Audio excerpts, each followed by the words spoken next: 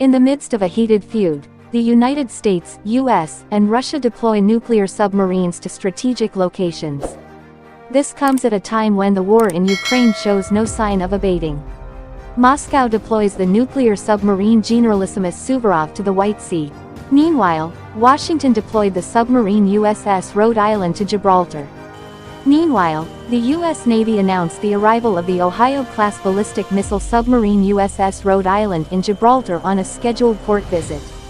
The Generalissimus Suvorov even tested the Bulava ballistic missile from the White Sea at Kura.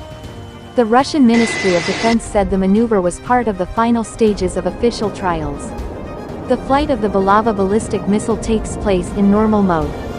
According to confirmed objective control data, the warhead of the missile successfully arrived in the designated Kura range area, the ministry continued. The Generalissimus Suvorov strategic missile submarine is the second series ship of the Bore 8 project. It was built at the Sevmash Production Association in Severodvinsk.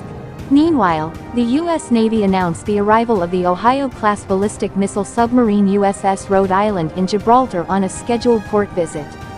The USS Rhode Island traveled from Naval Base at Faslane in Scotland. This brief stop in the U.S. Navy's area of operations in Europe demonstrates the flexibility and adaptability that submarines bring to U.S. and Allied forces in the region, read a statement from U.S. Naval Forces Europe, U.S. Naval Forces Africa, NAVEUR-NAVAF.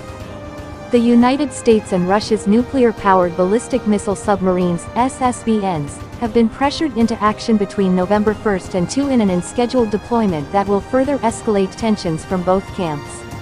Russian authorities released a notice to airmen (NOTAM) in the Barents Sea, effective between November 3 and 5. Previously, many in Russia suspected that the NOTAM announcement was for the Bulava ballistic missile test, and their suspicions were proven correct. Both the US-led North Atlantic Treaty Organization (NATO) and Russia recently completed their annual nuclear drills, Steadfast Noon and Grom, amid rising tensions. This mutual deployment of nuclear submarines adds an element of uncertainty to an already volatile situation. Russian President Vladimir Putin clarified that there was no need to use nuclear weapons in Ukraine, but the United States remained skeptical. The US also dismissed Russia's claims that Ukraine was preparing a dirty bomb attack and then blamed it on Moscow. The US believes it serves as a pretext for Moscow to escalate the conflict. Russia has said it will use nuclear weapons only if the country's territorial integrity is threatened.